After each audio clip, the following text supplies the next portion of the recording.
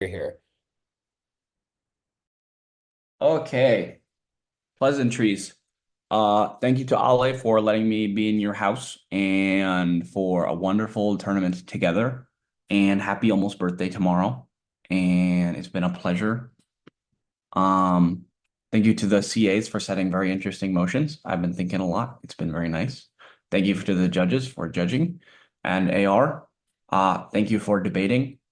On the one hand, you could win your soul back from me, but on the other hand, you could lose your soul to Ale. So, I respect the calculus. Okay. Max is also there.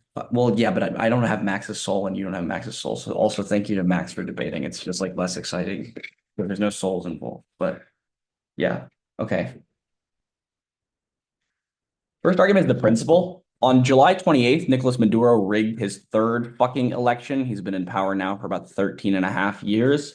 In response, I think a couple 100,000 Venezuelans lit a bunch of trash cans on fire and said, like, we hope to topple Maduro. And the reason for this is because he runs one of the worst dictatorships on earth. He controls pretty much all access to food and water via something called the CLAP program. He controls pretty much all access to life and liberty because he has extensive patronage networks funded through drug money, human trafficking money, gold money, and oil money through Citgo that he pays to members of the military in exchange for oppressing and murdering his people. The situation is so bad that hundreds of thousands of people died over like the last, I don't know, 9-ish years, most of which got blamed on sanctions, and B, something close to 8 million Venezuelans have fled, so much so that they have shut down the border. Both Colombia refuses to take in any further refugees, and Nicolas Maduro won't let anyone else out because they need fucking laborers to build their stupid housing initiative, which, people don't even get to live in.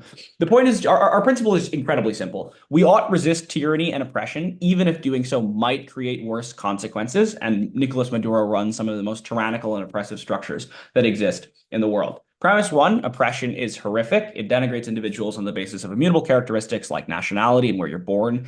In this case, it destroys people's fundamental and inalienable rights, and we ought reject it so that people can pursue the good and enjoy reality. Premise two, you should attack these systems even if it makes things worse. 3 reasons. A, if the potential consequences of resisting oppression can form a rationale against doing so, oppressive forces just establish power structures that provoke consequences when resisted. So, for instance, you build a patronage network so that anytime somebody says, fuck Nicolas Maduro, the military shoots their whole family. That's the kind of structure that gets built to entrench oppression. And only if you're willing to brave those consequences can you ever be free. B, self-defense is justified irrespective of utilitarian harms. So, if I am attacked by 5 people and they're going to kill me and I kill all 5 of them to defend myself, even though more death resulted than if I had just laid down and accepted my death, it's still morally justifiable because I was defending my own inalienable rights. The same is true at a structural level. And third is that absent violent revolution, oppression and tyranny are a no-risk strategy. When the response to oppression is anything that just produces, inertia, like not acting because you're worried about the potential consequences, or if you just try to change the system non-violently, the result is there's just no reason for any oppressor not to oppress. They'll run a country and be ridiculously rich and powerful for 50 years. And the consequence will be that they get non-violently ousted and moved to some non-extradition country. You need to establish consequences like coups and violence in order to show that oppression is a no-win strategy and in order to deter future oppression. So principally, it's just to oust an evil dictator. We ought do so. It's good. This outweighs the Prague because of the arguments I made above about how, the Prague is always a tool to assist in oppression. Second argument, this would get sanctions lifted. Couple reasons why the coup is good for Venezuela and would be done well. A, the military really fucking wants sanctions to get lifted because they have a fuckload more oil and gold than they are actually able to sell. And if they got sanctions lifted, they would be able to significantly increase both their revenues and those of the country, which would A, enable them to be lauded as heroes, since the immediate opening up of the economy would make their decision seem good, even though it's mostly an ancillary effect of sanctions being lifted. And B, by selling more produce and goods, they would, massively line some of their pockets. And C, it's easier to do their kinds of illicit activities. Like even if the AR is going to say they like selling drugs, it's easier to sell drugs when more ships leave your place in general because you can hide the drugs in one of 60 ships versus one of one ship. Second, it's just like incredibly hard to repress people as a military junta. So like they kill Maduro, they try and do it as bloodlessly as possible, get him in the bathtub.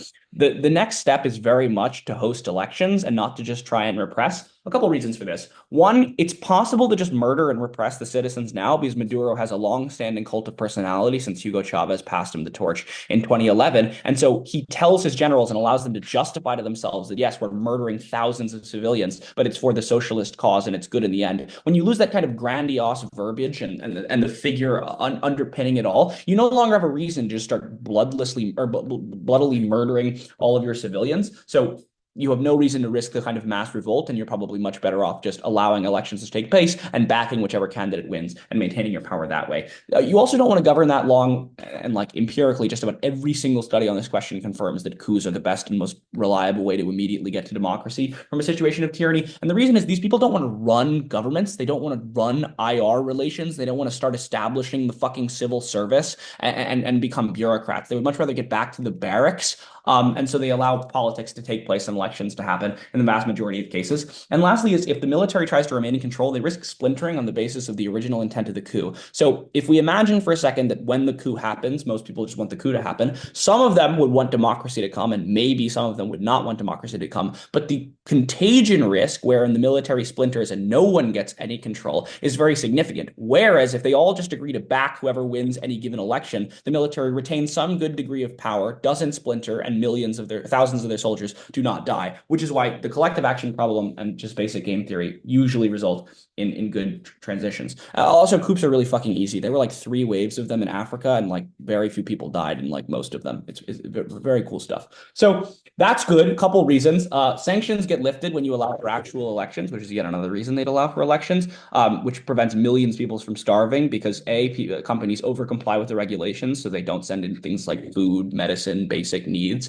Which kills thousands of people every year. And B is when the economy is allowed to get running again and they get access to international commerce, things become significantly cheaper because you have orders of magnitude more supply. And the people who are very poor and have a very hyperinflated currency are more able to afford basic needs and not starve to death. And then the other impact is just Maduro is like really fucking awful. Like this guy really fucking sucks. For 7.7 million people to leave their birthplace, the level of oppression has to be quite bad. There are certain levels of psychological violence whereby you never know if your neighbor could get disappeared or if you might get murdered for something someone around you said or something you might have happened to witness. That kind of psychological violence permeates every aspect of your existence. It's unquantifiable, and there's no way to know what it's like to live in that kind of regime. We think that if we roll the dice on just about anything, it's better than that. Last argument is that the counterfactual is like just definitely worse. I think Ali will have like 6 or 7 more of these, but there's just a million ways that the status quo is completely untenable. One of them is that there's just a horrific proxy war. After the July 28th elections, China, Russia, and Iran were like, congratulations, Nicolas Maduro, on winning 52% of the electorate. You're such a cool guy. And the entirety of Europe and the United States were like, holy fuck, this is awful. The more Maduro angles closer and closer to invading Guyana, disrupting the tenuous peace in Colombia, or engaging in general military expeditionism in Latin America, the likelier it is that we get the kind of conflict hotspot that Russia, China, the United States, etc., are willing to take advantage of. And the more likely it is that we get some kind of conflict that is significantly worse than offing a guy in a bathtub and rather involves the militaries, paramilitaries, and so forth that are very common in the jungles of Venezuela and Colombia, and orders and orders of magnitude more people die. More counterfactuals to come. Thanks to the PM, we call on the yellow. Cool. Pleasantries. Thank you, Max. I know I kind of dug you out of the woodwork to do this tournament. I've had lots of fun. Thank you for the CA team for setting fun motions. I like this motion a lot. Thank you for Roy and Ole for always having fun debates with me. Hopefully I will regain my soul. Maybe not. Maybe I'll lose it again to Ole. But yeah. Oh, and thank you, judges, for doing. I always remember that. Well, I just remembered. On case, off case.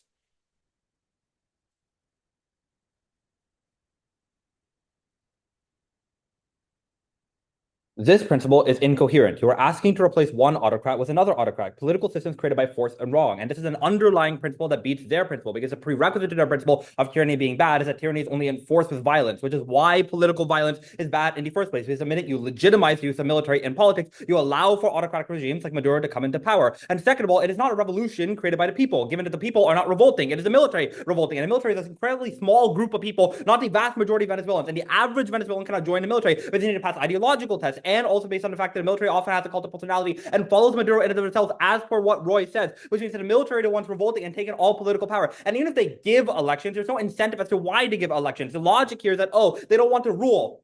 Why? Because if I'm a general and I have all the money, I have every single incentive to rule. I want all the oil and everything like that. And I am lucky to believe that I can do things better than other people. Because in order to rise through the ranks of the military, I will also myself replicate Maduro and build a cult of personality. And I have soldiers that are infinitely loyal to me and follow me all the time, who's likely to give me a grandiose sense of self, which means that I am likely to take over the people anyway. But I also recognize that the people are revolting against the military. That is their own logic. That Maduro uses the military to suppress the people. That these are the people who made sure that Venezuelans bleed, who made sure and propelled the cult of personality, that made sure that people kind of revolt in the first place. Why do you think the people aren't revolting? It's because the military are the ones that can gun them down in the first place. So I'm unsure as to why there's a parallel political interest, especially since the people in the military are all incredibly wealthy, because in order to make sure the military is on their side, the government is likely to have funded them, given them oil money to make sure the generals are on their side and everything like that. In which case, the military is not revolting on the side of the people. The military is revolting because they themselves want power, or because the sanctions are affecting Venezuela and no longer can Maduro give them oil money and everything like that. And all of this, they're just replacing Putin with Stalin.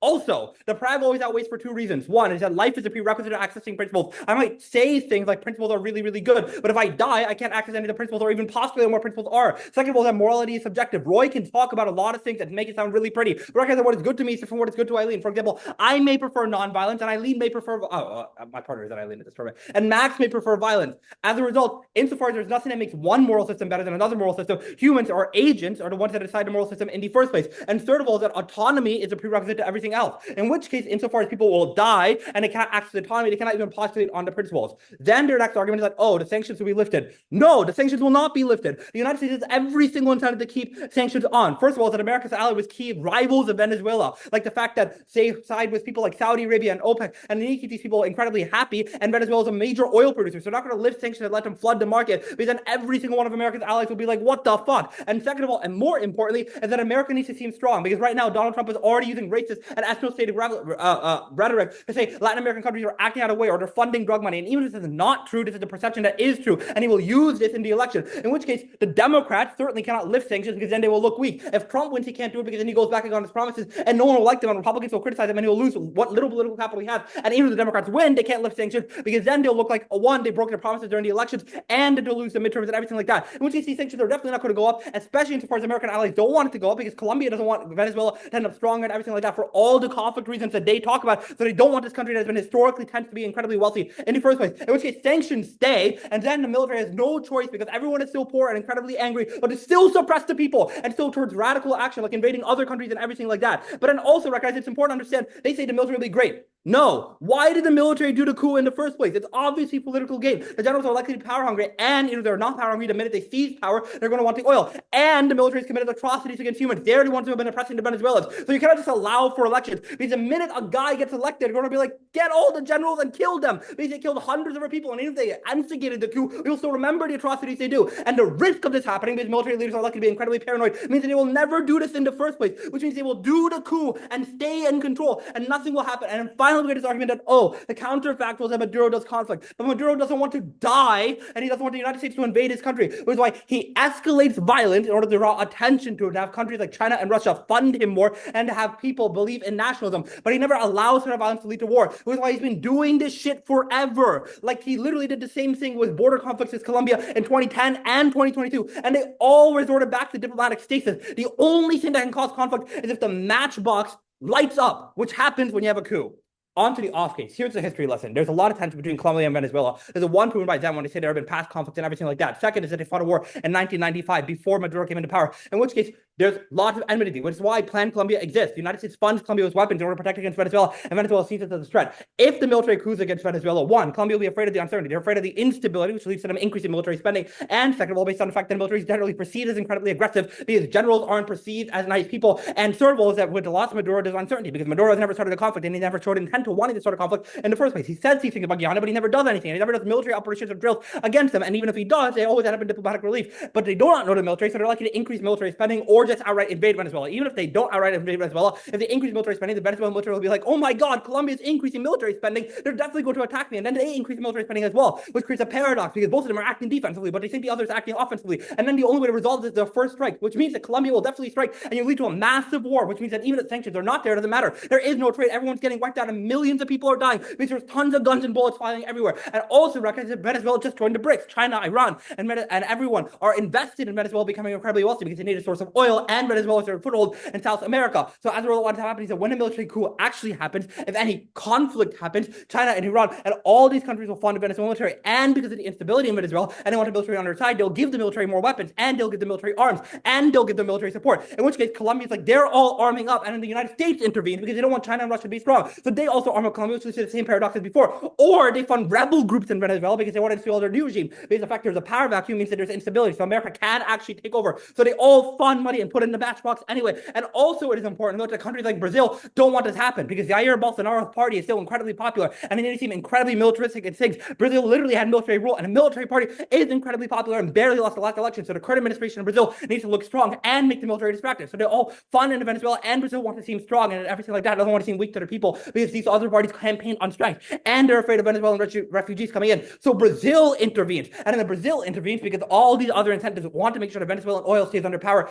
Everyone puts in arms and everyone funds every single military and everything blows up. And it's not like this coup will just happen, right? Sure, maybe coups may have been bloodless in Africa, but there's no warranting as to why it's necessarily specific in the status quo of Venezuela, because there's other political factions in Venezuela. One is that even the military is revolting, there's no proof it's the entire military, because Venezuela and Maduro likely still provides oil money to certain military members, and certain military members likely still benefit from the current regime. In which case, when the coup happens, there'll be a civil war in the military, which certainly leads to more war and the arms flowing in, which means because one side wants one side to win, and there's all these other nations that are likely to intervene in the conflict. Also, second of all, Maduro has rebel groups or has other groups that he helps inside Venezuela in order to counter against the military, like the ELN. He created a Praetorian Guard, like a personal military group, in order to fight back against the military, which will certainly fight against the military. And he helps places like FARC and other far leftist rebel and paramilitary organizations inside Venezuela in order to protect against the military and as a shelter for them. And recognize that these people will always fight against the military no matter what, because it's not about power for them. It is that they're ideologically committed to the idea of socialism and communism, and the fact that Maduro has done them a good service before. And Maduro still has a cult of personality. Sure, the majority of people might not like him, but radicals who he actually funds and military organizations and paramilitary groups that are likely to enforce policy on a local level all believe Maduro is really good. And all these people have all these suppliers for arms, which means that if the military revolts, you are just going to see conflict. And the fracturing argument they talk about in the military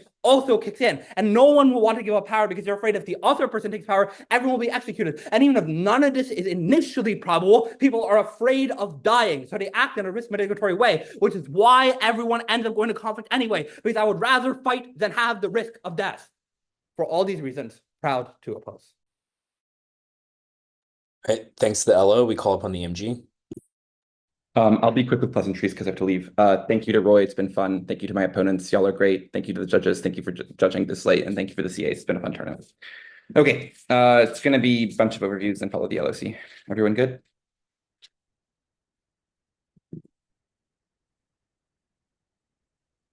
First overview, he's going to invade Guyana. The responses from Mayor at the top of the LOC are, one, he didn't invade Colombia in 2010 and said he was going to. He wasn't in office in 2010. And then in 2022, Colombia literally did escalate in 2022. This is just not an argument. Obviously, the fact that one time he said he was going to escalate and didn't is not actually a response. There are other responses like he doesn't want to die. Okay, he doesn't think he's going to die. A, he has a cult of personality, which means he obviously has generals who are telling him all of the things that he wants to hear all the time. B, he thinks Russia and China are going to supply him and is going to be able to win out. C, he literally committed to seizing part of Guyana already and drew it into the maps. Backing down on this point would be irreversible for him, because even if he doesn't want to die generally, these chances of dying are lower in a military conflict than they are in a palace coup that results from someone who's more of a hardliner than him, upsetting him and overthrowing him because he wasn't actually able to go through and follow and invade Guyana. Why does the invasion of Guyana end the round? One, a bunch of civilians immediately die, probably hundreds of thousands. Secondly, sanctions increase on Venezuela and probably on Guyana as well from the US and other axes as well, which also means that millions of people get impoverished. And third, there's a huge oil price spike as a result in the moment that Guyana goes under, because it's a huge oil producer these days, which is really bad because one, it causes the country's debt to massively increase because it's denominated in oil in a lot of cases, which causes a global default crisis that plunges hundreds of millions of people into poverty. And secondly, it causes huge inflation spirals because all the supplies you need to be able to transport other forms of supplies come through oil production, i.e. plastic refining, for example. And you can't do that anymore when oil price spikes go up, which means inflation also also decks the global economy. This is also probably outweighs everything else on scope. Secondly, a civil war is worse. If it is true that there is a part of the military that is discontented with Maduro right now, which is probably true, they will just dissent and start a civil war absent a coup.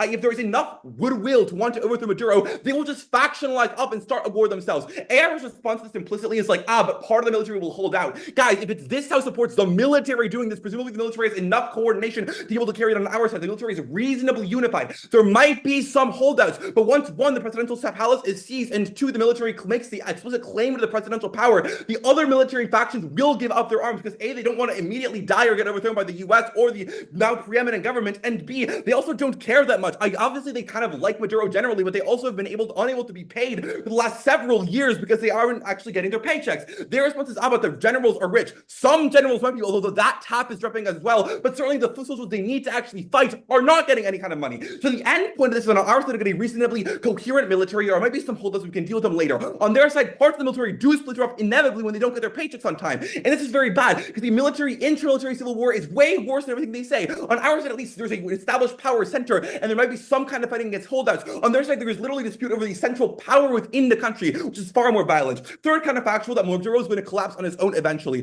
He is not going to go away peacefully. He has too much of a cult of personality. He's too obsessed with the power of being in the throne. He knows that if he ever were to leave, he would be killed or overthrown, or other kinds of bad things would happen to them. So he's always going to stay in power. But eventually, he will die, or he will be replaced in some other way. And this is net worse than a military coup. Why? Because any other way of replacing him would have far less force backing it up. If he was to die, and then there would be competition over the throne room from a bunch of people who have no actual legitimacy and no way to back it up. Like, arguably, different parts of the military would have factionalized on who would be able to replace Maduro at that point. So all of the LOC happens, but far, far worse, because every faction gets involved, and there is no central stabilizing faction that can suppress people who are revolting against the government. So it just amplifies all of their harms. Third argument, America invading is also worse. America will invade if Maduro stays. Why is that true? A, Trump, as they say themselves. B, Maduro literally just got his jet stolen, which means he's going to escalate against America, and America will have to retaliate on that fact. C, the Guyana dispute is something that America does not want to risk, because they don't want to risk a country getting invaded. They obviously have the Monroe Doctrine, the idea that they are stopping intervention from other kinds of countries within their sphere of influence in the Americas, and so they would want to step in this case, which means America does invade if Maduro stays in power. American invasion is structurally worse for a couple of reasons. One, it makes China draw in and hot war far more likely. Because there's leftist governments all around Latin America, and that China's really mad at the US. The US actively doing it themselves would far more amplify the likelihood of that kind of hot war occurring. Secondly, they have less popular legitimacy. People like the US a lot less than they like the military. They say, but they saw the military oppress them. Yes, but they understood that was a result of the Maduro government imposing things onto them. And they also saw a lot of military be disconnected with them. And the moment the military overthrows Maduro, they will say, I didn't mean to do this. I was forced to this. And the reason we're doing this is to give power to the back of the people, even if it wasn't necessarily true. It still means the military has more legitimacy and also has more boots on the ground than the US, which is far more illegitimate, which means there's far more revolts and far less ability to stabilize power eventually. That's all the worst kind of factual. It takes all the LOC at its best and structurally beats it. They have to beat every single one of these over because they don't have even a prayer of winning the round.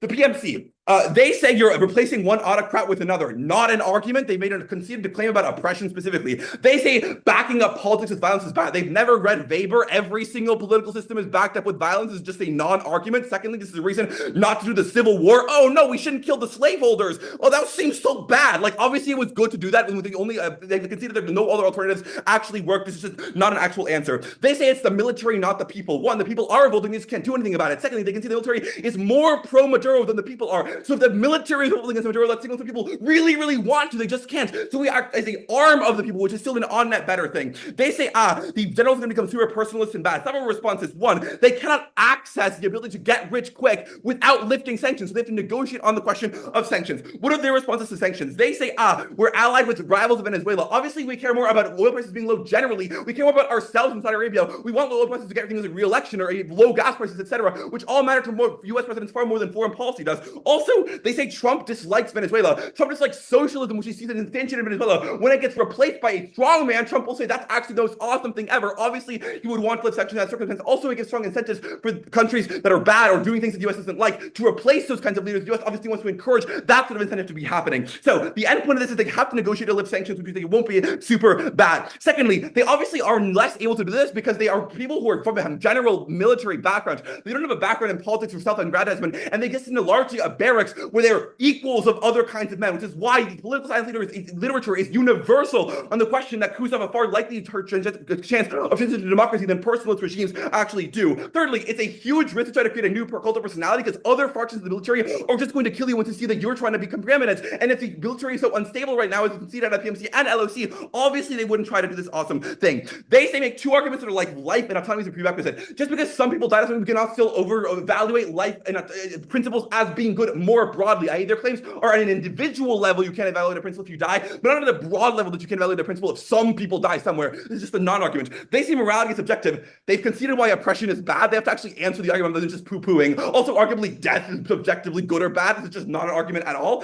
Clearly, if we agree on some basis of the Prague, then the ability to access principles that influence that Prague are obviously good. I already beat the questions on the allies with the US and not wanting to lower oil prices. Let's do with the on case more specifically. I already beat the doesn't want to go to war stuff. They say there's afraid that there's going to be this huge, every single country in South America is going to do the really bad stuff. Several responses. One, the US is just going to reassure Colombia and all these other governments that they don't have to do this. They can do things like plan Colombia or all other kinds of arms means to prevent this kind of arms race. Secondly, Gustavo Petro is a huge leftist. He will not want to ramp up military spending. Thirdly, and most importantly, they're conceding the uniqueness question, which is that Maduro is collapsing right now. The refugees are flooding across the borders right now. Military spending is already being ramped up when he's threatening invasion Guyana. So all these harms are structurally true in the status quo. The only risk of resolving is on our side of the house. They say they're afraid of the military. One, the military obviously is in a precarious position the moment that it gets power because it just has to overthrow a well-established leader. So they know the military is not going to want to escalate against them because they already have to do this. Secondly, the military often is going to take an explicitly anti-war stance. They can say, the reason we're overthrowing is because we didn't want to do his adventurism. And this reassures other countries instead of making them worse. Thirdly, if the US, China, and Russia get involved and get onto the table and fix this kind of and deal with these kind of issues, i.e., they collaborate on how the military wants to do that, then will the country probably resolve all of this offense as well. Fourthly, not all generals are built the same. Not all of them are super, super evil. They say China will arm the FARC and the bad counterfactuals. Obviously not, because their guy, Maduro, got replaced, and China doesn't want to signal that replacing Chinese-led dictators are the good thing, so they obviously wouldn't want to supply them. They say other groups exist that are bad. Obviously, some other groups exist that are bad, but one, the supplies will look because of international sanctions. Two, they can just get crushed by the military. Three, the US can step in and do deal with them. And fourthly, this is just inevitable in status quo. The only risk of resolving is on the gov side of the house. Thanks to the MG, we call upon the ML. All right. Brief pleasantries. Thanks, AR, again, for dragging me out of the woodwork to do this. It's been fun. Thanks to SideGov. This is a cool debate. Thanks, judges, for judging. Thanks, CAs, for coming up with the topics. Okay. As an aside, I am probably not going to strictly follow the flow, but I will try to be clear about what arguments I'm making and where I think they cross apply. Okay.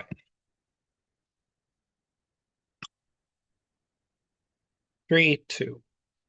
I think that there are a number of different interpretations of what timelines happen and what position each thing is in, and I think it's making the arguments a lot muddled, so I'm just going to start by starting with a clear counterfactual here. It is either the case that the Maduro regime is falling apart in the status quo, as kind of the government team is pushing, or it is the case that they are not. If it is the case that they are falling apart in the status quo, then it is also the case that a popular revolt is necessarily coming. You can cross-apply all of the arguments that come out of the PMC about why the situation is so bad and it is forcing a popular revolt. Why? Maduro is running out of money, which the MG tells you, and therefore is going to slowly begin losing its grip on the military. This means that it's going to lose its capacity to oppress the people, and with people increasingly unable to get out of the country, the only way out is to create a popular revolt. If you think this is going to happen, which it likely is, that gives the ground for support coming from outside other countries, i.e., both the US is likely to intervene, but so are other countries. This checks back against all of their arguments about why US invasion is bad, because the US knows that the most it can do is support the popular revolt without going overboard, as do the other countries, because none of them want to blow up a proxy war in South America.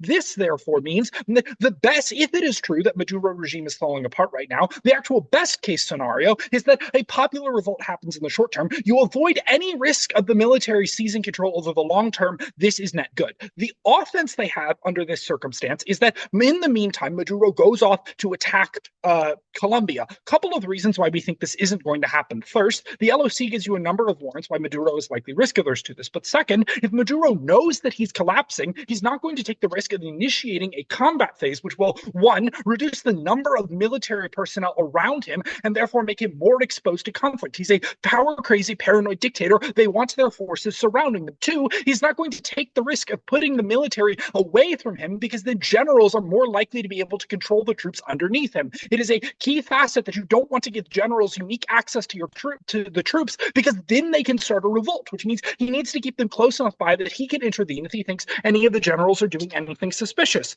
Where's the other one? Yeah, those are the two big things. Where did I put this? Oh, right. Third is that he's scared of U.S. intervention if he starts messing with a U.S.-backed ally, i.e. Colombia. All of these are reasons that he's likely to be highly conservative, at least in the interim, especially because Maduro likely believes that he is going to get bailed out. This is an argument coming out of the LOC, which is that he's joined BRICS, so he's looking forward to large-scale support from the oil money that comes in. This means Maduro thinks as long as he can last out a little while, he can solidify his power base, then go on. But the truth of the matter is that this is unlikely to be sufficient for all of the systemic reasons why Venezuela is at the breaking point and likely to collapse.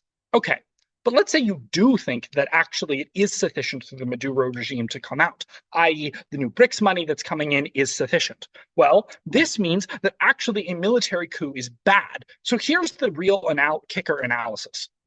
The problem is that the government team tells you that the military is splintered because a lot of them, more of them than the population, are under Maduro's cult of personality. This means that the reason there would be a military invasion, a military coup, especially if the military knows that Maduro is going to get bailed out because of the BRICS money, the reason it would happen would be a power struggle. It is not a matter of self-interest anymore because they know that Maduro's regime is about to be stabilized by this new signing of the BRICS. It would have been widely publicized. Maduro would have made it very clear to all his generals because he doesn't want them to coup against him. This means that it necessarily is a power play move, which beats a lot of their arguments about why maybe aggregately military coups in all cases aren't necessarily going to result in democracy. But in this individual case, it's likely that the military coup actually results in the military taking over. Now, here's the problem. There's two cases here. One, the military coup fails. This is way more likely because of all their arguments about splintering.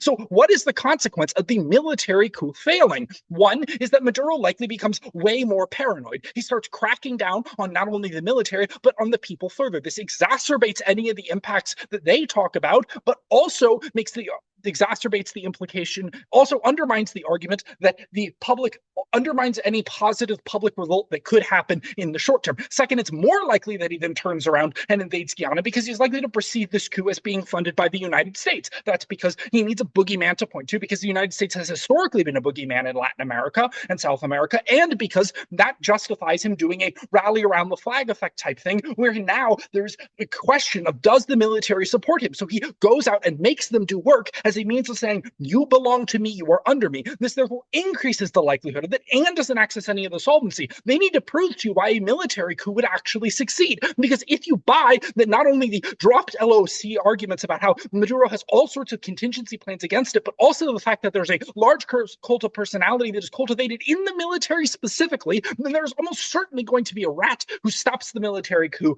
from succeeding. But even if the military coup succeeds, this is where you get into the analysis I provided earlier about why it's much more likely that it was done for the purpose of seizing power. And this means that all of their arguments about pullback and going towards democracy don't apply. Instead, they don't even access their own principled argument because, again, using a revolt to solve a revolt is not the answer. In fact, it can't be the answer because you're just getting back into oppression. You should instead only apply their analysis to popular revolts, which actually result in people using violence as a means not to, because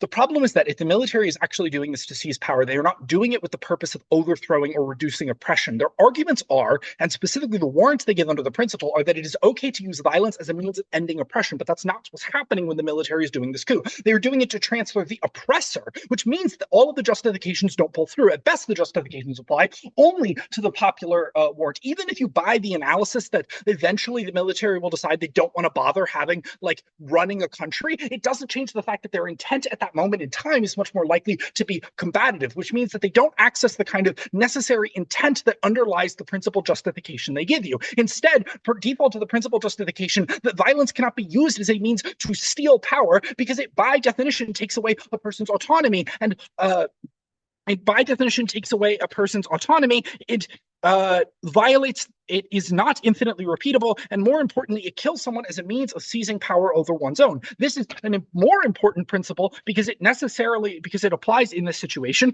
and importantly, sorry.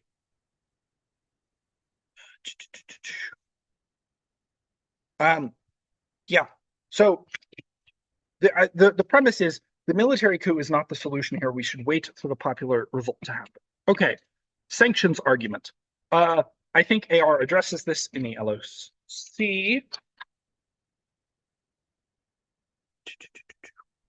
Let's talk about the Colombian War argument. I think you prefer AR's analysis coming out of the LOC about why the perception is bad over US reassurance. Why? I think that the argument that the US can just reassure, or the UN can just reassure Colombia that this won't happen doesn't make sense, because the reassurance comes in the form of, oh, you don't need to stockpile weapons because if something happens, we will send in troops. Another country cannot just immediately stockpile a military, which means Colombia either A, needs to be prepared with military ready to go, weapons ready to go, troops ready to be deployed, or B, they would need to rely on the US deploying its military, which is the thing Colombia likely wants to avoid for all the analysis they give you about why American military intervention is really bad. Additionally, the US likely can't really make that assurance because of the analysis we give you about the electoral politics, especially at this moment in time, where it's a really tense situation. If there is a situation like that, the US couldn't reasonably commit to that because it would likely undermine the position of the party that is currently in power, i.e. the Democrats, who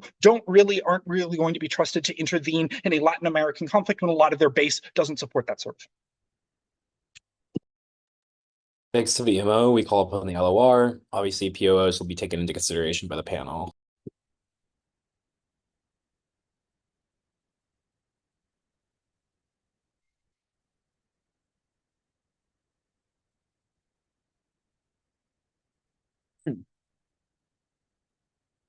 Here's the collapse, which is simple. From the LOC framing, Maduro just joined the BRICS. He's trying to get a shit ton of money selling oil to China, which China really needs in the age of deglobalization, so they have an energy resource. As a result, he'll get the money to fund the military and unite it. Because the only reason why the military would want to revolt is specifically because they're no longer getting political blowback from Maduro and no longer getting money from Maduro. And also, we tell you that he ends up having the money to fund FARC and the ELN in order to protect them from a military coup. What does this mean? This means that even if a military revolt does happen, it will certainly be incredibly violent because Maduro has enough loyalty in the military from the incoming money and the expected loyalty from the incoming money and enough people like the Praetorian Guard he created in order to make sure that the military coup does not succeed, and he has the backing of China and Russia. So I'm unsure how the military coup actually even make sure to happen. But also given the fact that insofar as Maduro is now going to be able to prop up his regime in the short term, he does not want to do things like invade Guyana because he no longer needs to buy support. And so far as I give you the warning, and the olive warning is specifically that, oh, he only needs to do this because he needs to look strong to his people and because his people are trying to revolt in the first place, in which case there's no need to do any of that, and he doesn't need the oil from Guyana anymore. So Maduro is likely to be fine in the short term.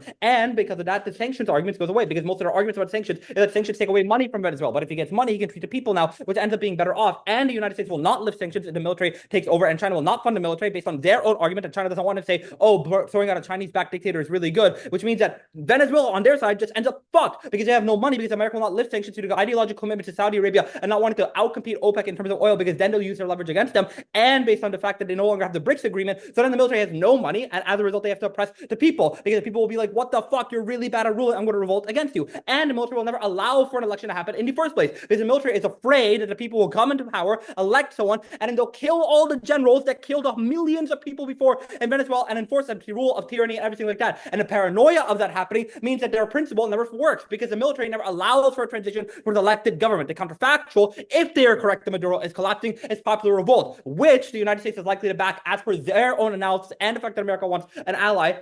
All of this means that we have a far better counterfactual that solves the principle level.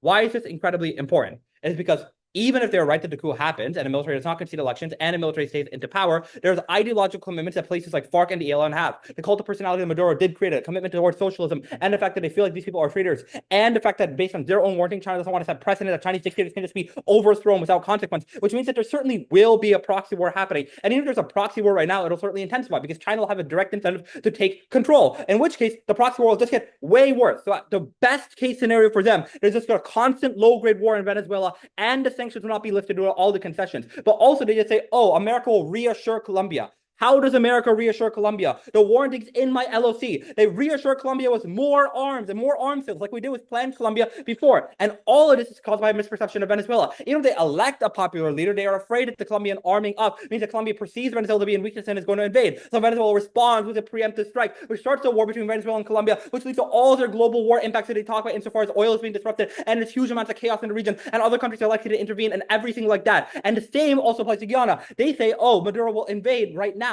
No, he's not going to, because he likely wastes his life over political sentiments, because he can always try to stave off against popular support and the people. But if he invades Guyana, he is certainly going to die because America will blow him up. And also recognize Maduro has done the same thing before in Colombia in 2022 when he built nationalism and he didn't end up invading, because Colombia and Venezuela are not in war right now, and they restarted diplomatic relations in 2023, which means there's precedent that he will not go through with the invasion, and because he wastes his life outside of everything else, and he's afraid of American intervention, which he has no scope of beating. But even if none of this is true, we know that insofar as the new regime comes up in Venezuela, it will be seen as an opportunity by Brazilian politicians who need to show support to other political parties that are calling for Brazil to be strong and to assert its power over the region. So Brazil will certainly invade, which causes their invasion impacts, and because other countries want to have Venezuelan oil, they'll fund paramilitary groups and try to take out a Brazilian invasion. So on their side of the house, no matter what, there's conflict. On our side of the house, best case scenario, popular support happen. America backs the popular support. We get an actual fight against tyranny, which solves the principal argument. Popular support doesn't happen. Let's say the U.S. intervenes. This is certainly a way better scenario than the constant wars that they talk about, because no one will beat America. So the war will be ending way faster compared to the forever wars they cause with proxy wars and everything like that. And this all only happens if Maduro is collapsing. But likely what's going to happen is Maduro will have Point of order. Yes.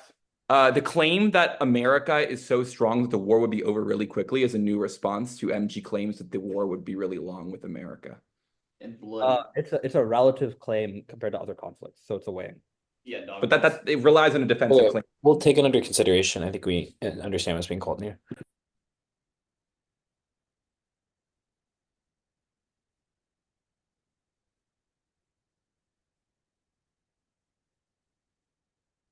Which means that if war is happening anyway, a lot less factors, a lot less players, and a lot less conflict on our side of the house, I don't think Maduro will survive.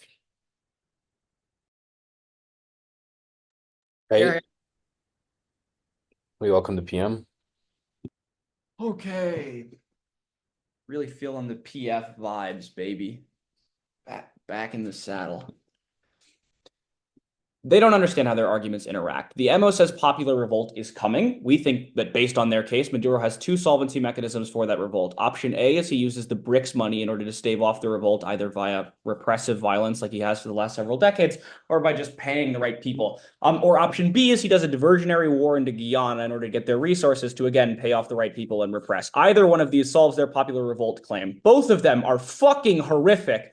On the first claim, the BRICS money obviates his problems. The issue with this is they've conceded the entirety of the U.S. invasion scenario that Ale gave you, and their BRICS argument supercharges it, because they told us that that Venezuela is using BRICS as a means to get around American sanctions and give billions of dollars in oil to America's hegemonic rival, China. Ali told you that doing that is literally the worst sin in the history of the fucking American control of Latin America, that Trump is especially trigger happy, and that they would never in a million years allow that to occur. And that in the name of democracy promotion, if that was attempted, the United States would absolutely mutilate Venezuela and attempt to replace them by force. The only response we get to this supercharged conceded scenario is no one can beat the United States, so the war would be quick. A, completely new, completely bullshit. B, they've missed the additional analysis that most of American support would be like, giving a fuckload of guns to people who will shoot things up in the streets rather than wasting and killing American military personnel. And so the war probably will be very long. And B, they've conceded all of the PMC analysis about how these kinds of proxy conflicts are existential because we have a hegemonic conflict going on right now, and massive amounts of oil like that which is in Guyana and Venezuela is at the taking in this kind of conflict, which means that China would back them, Russia would back them, the United States would back them, and the kind of proxy conflict we would see would be massively fucking disgusting. The probability analysis on this question is pretty high, because even if they're right that like the coup goes wrong and is extra bloody, it's unclear why domestic unrest in Venezuela triggers any kind of US backlash or approach. The specific mechanism that if they try and sell billions to China, that's when the great powers get involved, is our probability analysis that they've conceded. Option B for how he tries to avoid the popular revolt is he invades Guyana in a proxy war. They say, and I quote, he won't test the US. 3 front lines are conceded. 1, he has Chinese backing and feels invincible. 2, he has a cult of personality and hasn't died yet despite thousands of his citizens trying, so he thinks he's invincible. 3, Russia's doing fine in Ukraine. 4, he tested US red lines in Colombia in 2022, conceded out of the MG. He thinks America won't do anything to stop him militarily, especially if he goes before Trump is in office, which means he is especially likely to invade Guyana, and he has to, because there's no response whatsoever to the idea that he staked the July 28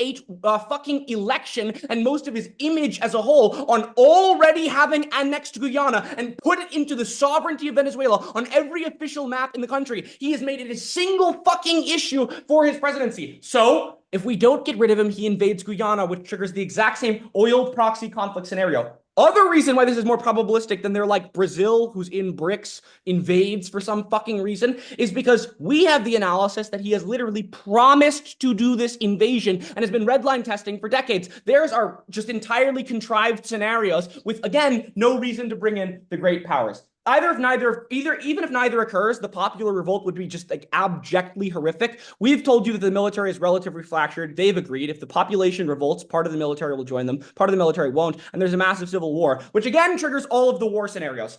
The net result then is that the uniqueness is we're going to this massive horrific war in the status quo. There is only a risk of offense on the coup being relatively bloodless. If the coup is relatively bloodless, they auto lose. Why is that the case? Their responses are coup fails and coup is bloodly. On the first question, the coup probably doesn't fail. Their responses are like he has a cult of personality and there will be a rat and things like that. But you don't need the entire military to execute a coup. You just need some or 1 or 2 of the most proximate people to poison him or stab him in the bathtub and so forth, which is why in the broad majority of cases, these coups are relatively bloodless. And the idea that there's a rat presupposes A, that the military does not know what it's doing, probably not the case, they've protected him for decades, or B, that they would just tell everyone that it's fucking coup time, both of which are quite ridiculous. Also, we probably have fiat to say that we either support a version of a coup that works or that the coup fucking happens, because otherwise, what exactly are we debating? So most likely, the coup takes place. The other response we get is that the coup is incredibly bloody. Again, if the military does the coup, it's very likely that they would want to lock themselves together. And B, all of Ali's arguments on how if you take the palace, there is no reason for further fighting because you're just risking your lives, risking getting invaded, risking other enemies taking advantage of your weakness, are conceded. If they kill Maduro, the prize is won and there's no reason to engage in further fighting. And even if the fucking coup is bloody, the only risk they have of getting to some kind of larger conflagration is that Colombia intervenes and is worried. But they've conceded, A, the current president of Colombia is unbelievably anti-war and massively liberal and would never spend a fucking penny on military conflict. And B, Colombia is in no position to engage in this kind of conflict because they're already busy with their own shit with FARC. And C is the United States would probably reassure them. And if they're right that no one wants to fight the United States, and the United States said, Colombia, if you move first against a fledgling democracy, we will put a stop to you or sanction you, they obviously wouldn't. The only risk of war is their side. Right. Thanks to all debaters for the round. I think the best thing to do is for judges to go into a breakout room.